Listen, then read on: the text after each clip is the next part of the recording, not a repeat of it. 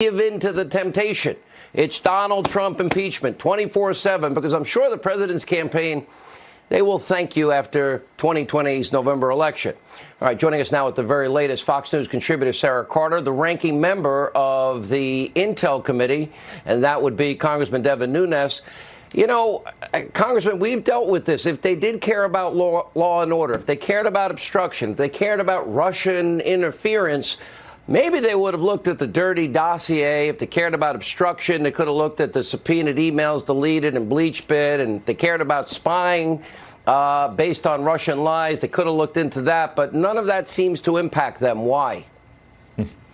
Well, what's really going on, Sean, is that Jerry Nadler and many of the top Democrats, including other ones on that committee, they're being challenged by the left. So the squad is out fundraising and recruiting candidates all over America that fit more of the socialist model.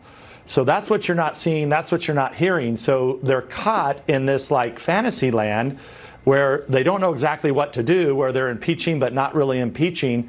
And they've got to do this to feed their base. Now, I don't see how today was any better for them than the Mueller report when it came out in the Mueller hearing. I just don't see what they're gaining from this politically. You know, I don't know, but we've got a lot of steps now that are coming that I think will blow this all out into the water.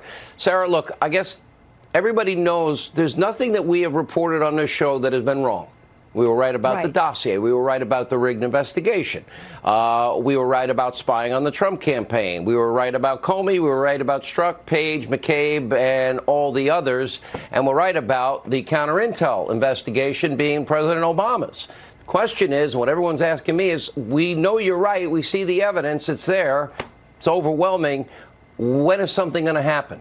Do we know the answer to that yet? I don't think we know definitively the answer to that yet, because the DOJ is, remember, Sean, they're being very tight-lipped about this. This is an intense investigation. It's all-encompassing. We have John Durham, and John Durham is looking at every single aspect of the very beginning, the origination of the FBI probe into President Trump and Russia, which has now been debunked.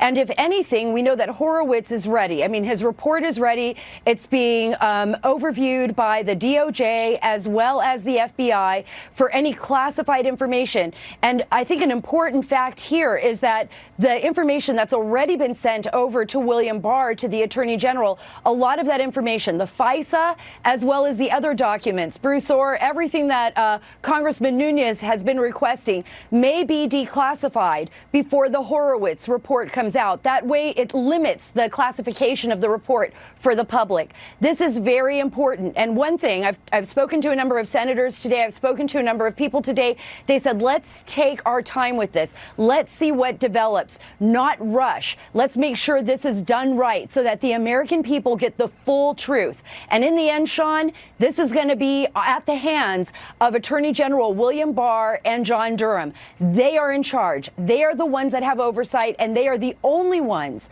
that can indict or move forward with any type of criminal prosecution if any of these laws were violated, which we know they were.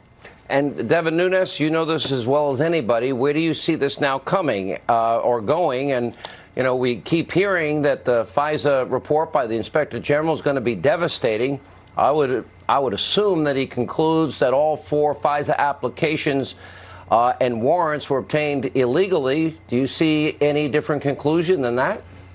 No, I don't, Sean. But I think where we're at right now is we're in evidence gathering. So if you look at what came out with Comey a few weeks ago, that's more evidence that we didn't have before.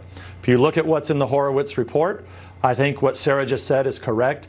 The more that can be declassified, the better, because we don't want to get the Horowitz report out.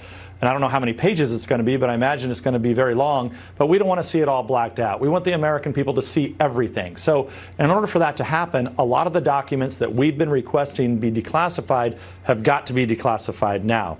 I would only add on just one final point on all of this, and that is that Durham needs to gather all the evidence and needs to make sure whatever he takes if he's going to actually do a prosecution of these dirty cops, he needs to have all the evidence. He needs to get it right, because we want to make sure that justice is definitely served in this case. All right.